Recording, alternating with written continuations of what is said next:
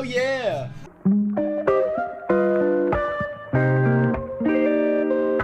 What's going on, everybody? Welcome to Cullen's Music Corner. I'm Cullen the Great. Today we're going to be talking about another one of those Cullen's Classics videos. We're going to be diving in depth on one of my all-time favorites, Mr. Tom Petty, and his iconic song, One Last Dance with Mary Jane. Technically the song's called Mary Jane's Last Dance, but everybody knows the song as One Last Dance with Mary Jane. You know, woo! Tom Petty, baby.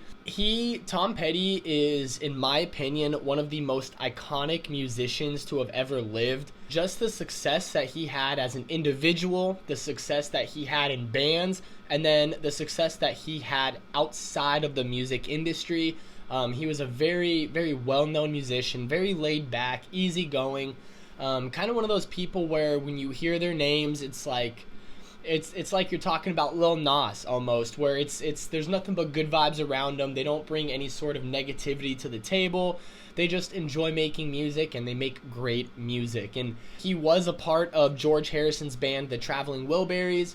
For those of you that don't know, that is like a superstar lineup of just some of the greatest musicians to have ever lived in this one little band. You have George Harrison, Roy Orbison, you have Tom Petty, Jeff Lynne. It was just a star-studded group of people, and some of his biggest hits aren't even from that time period, aren't even from his time with the Traveling Wilburys. Obviously, they got some great music. I know a lot of my family still listens to the Traveling Wilburys. But when it comes to Tom Petty as an individual, I think a lot more of his success came from Tom Petty and the Heartbreakers and his solo career. I remember growing up, Tom Petty is my dad's favorite musician, favorite rock and roll star, and that's a lot of the stuff I was listening to growing up. It was Stone, Skynyrd, and Tom Petty. And I can recount so many times in my head just having him tell me this is Tom Petty, and it was a song that I had heard a million times before but had no idea who sung it, and then come to find out it was Tom Petty. It was like, this guy sings every song that I like. Some of his most iconic songs came from the Heartbreakers era. You got Free Fallin', American Girl, Refugee, even One Last Dance with Mary Jane, or Mary Jane's Last Dance, wasn't necessarily a part of the album. It was recorded when he was recording his Wildflowers album, but it wasn't necessarily on any of those projects released by the Heartbreakers.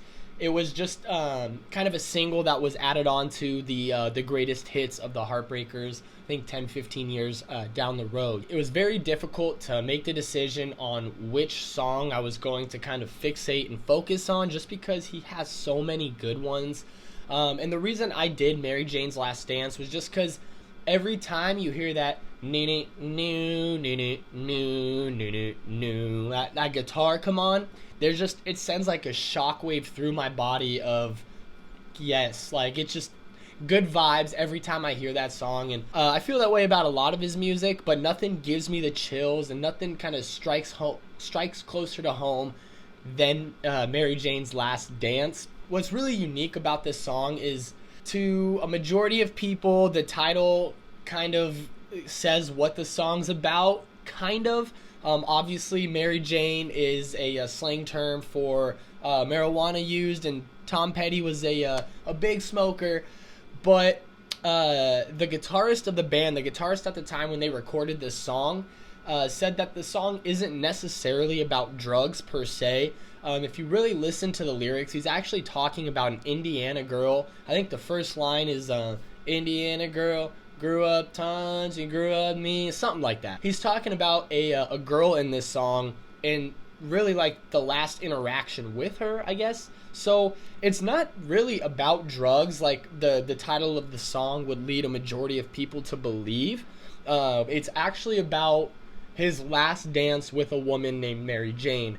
And some not controversy, but some rumors, I guess you could say, was about his ex-wife Jane, but they had been divorced years before this song had been recorded, was even a thought in Tom Petty's mind. So there isn't really very much correlation. I mean, it would make sense when you think about it. Mary Jane, his wife's name is Jane. It just kind of all comes together. But I don't think the song is about drugs like what a lot of people think it is. But then again, it's however you listen to it, whatever you interpret from it is what they wanted the listener to interpret. And that's what the guitarist said, is that the song can have a million different meanings behind it, but whatever you think it means is what it means. And that's kind of the goal that they were going for with this track. The song, like I said, it's singing about an Indiana girl, and the track title was actually originally called Indiana Girl, and I think the chorus was completely different. I don't think it said One Last Dance with Mary Jane. It could have been One Last Dance with Indiana Girl or something like that. I don't know. I'm not Tom Petty. But Tom Petty just could not get behind singing about an Indiana girl that prevalent, that obvious. It has to be a little more, you got to do a little bit more thinking to understand what he's singing. And Tom Petty just did not want to have the main focus of the song be just called Indiana Girl. He could not get behind that. It wasn't creative enough for Tom Petty, which is why he's such an iconic musician. So they actually changed the chorus of the song about a week after it was recorded because he just was not having the hook.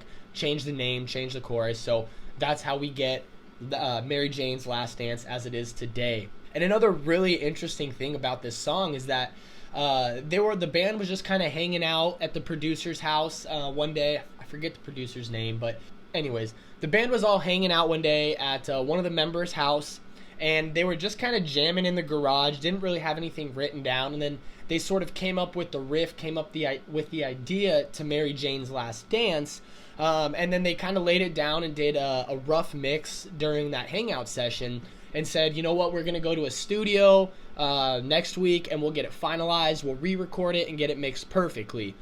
Well, the band actually went to about 3 or 4 different studios after that rough mix and tried to re-record the song and get it perfect, but every single session, the song did not have the same feel, it did not have the same sort of raw, loose grittiness that the original Mary Jane's Last Dance did, the rough mix that they did. So they trashed all 4 of those singles that they went to the studios and recorded and stuck with the original rough mix of the song. And I think that kind of adds to, not the mystery of the song, but it definitely adds to the ambiance of the track, where it's kind of not all over the place, but you have a chorus or you have a title of a song that says one thing, you have the lyrics of the song that are saying kind of something else, and then the mixing style of the track is something totally different than what they've done before. Not that it wasn't professional or it wasn't a good mix. When I say rough mix, it's just not technically done by an engineer. The group got together and was all kind of given their input on it, and that's where they were able to come up with the song we have today. But I think it just kind of adds to the overall ambiance of the track. It really, really gives it that grittiness, that one last dance with Mary Jane. It's kind of not a somber feel, not a sad kind of song,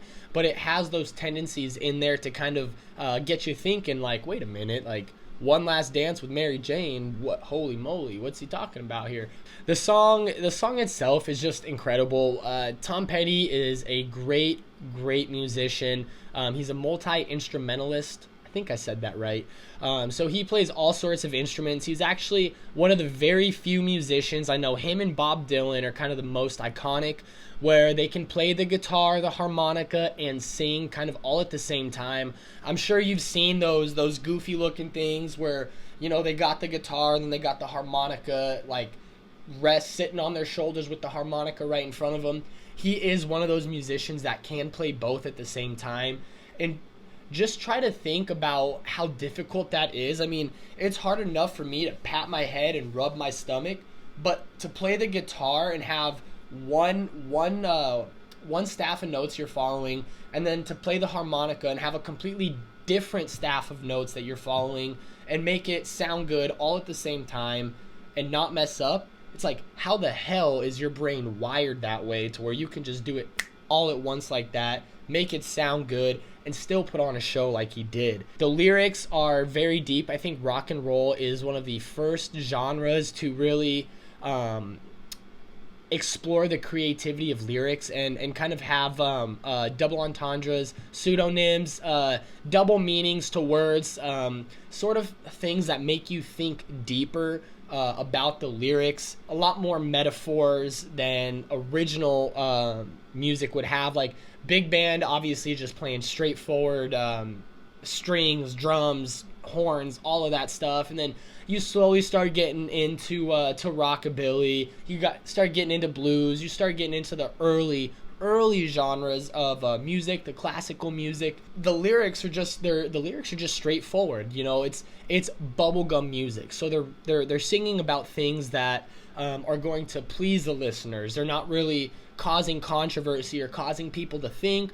They're just making music that's positive and that sounds good. And rock and roll was really one of the first genres that kind of took that and turned it upside down. And of course, I'm sure a lot of the baby boomers out there, my dad especially, has told me that growing up, rock and roll was the devil's music. And for that reason, because the lyrics, what they were singing about was so different than anything that had been done before. It wasn't your typical clean bubblegum stuff. It was a little more edgy. It was a lot more raunchy. It wasn't anything that had been done before. And Tom Petty is one of those artists that was very good at that. He was very good at writing music, and he did write his own music. They were one of the first ones, that genre was one of the first ones to kind of make that staple and make that a point. And Tom Petty took that to the next level with the creativity he had, the multi-instruments that he could play, the band, the producers, the everything around him. He was just an incredible musician and was able to come up with plenty of songs like Mary Jane's Last Dance. One more thing before we top it off. I thought it was very interesting, but back in 2006, there was a radio station that had called for Tom Petty to sue the Red Hot Chili Peppers because he thought that they had plagiarized Mary Jane's Last Dance and their song Danny California. I didn't go and listen and compare the two tracks. It's really not that big of a deal. There's a lot of music nowadays that kind of share very similar tendencies, but what I was very impressed by was Tom Petty's response, and I think this says a lot about him as a person and him as a musician. His response was basically the radio station was demanding for Tom Petty to sue the Red Hot Chili Peppers, and Tom Petty was like, no. He's like, I'm not going to sue the Red Hot Chili Peppers. He's like, one, they were an up-and-coming band at the time, so why am I going to hurt, musicians that they're doing great things. You want to promote, you don't want to take away from musicians. And two, he said there was no negative intent behind it. He didn't feel like they tried to steal it and sneak around or maliciously use Tom Petty, his name and his music to make a profit for them. He felt that they were just being creative and paying homage. So he said, I really don't care even if they did plagiarize it straight up. He was like, I don't care. And again, I didn't listen to the song, so I don't know how similar they sound. No matter what, it's not going to be as obvious as Vanilla Ice and Queen, but I'm sure that there is a few tendencies in there. And Tom Petty himself even goes on to say something along the lines of, rock music is rock music, and it's going to sound similar sometimes. There's only so many notes, so many things that sound good, but that just about does it for me here at Cullens Music Corner. Thank you guys so much for stopping by and checking out my videos. I really appreciate it. I hope you liked what you saw and kind of even learned a little bit about Tom Petty and the Heartbreakers today. While you're at it, you might as well click that like, click that subscribe button. Go follow me on all of my social media accounts. You can find me on Twitter and Instagram under @Cullen The Great _. You can find me on Facebook under Cullen The Great, and of course me and all my dope ass music on your favorite streaming service under Cullen The Great. Thank you guys so much for stopping by, and until next time, peace.